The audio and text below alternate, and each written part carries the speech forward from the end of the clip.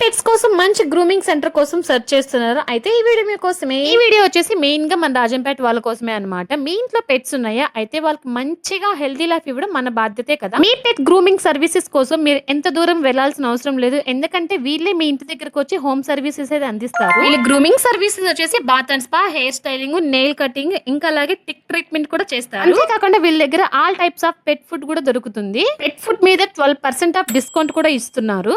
1000 above bill చేస్తే వీళ్ళు home delivery కూడా చేస్తారు.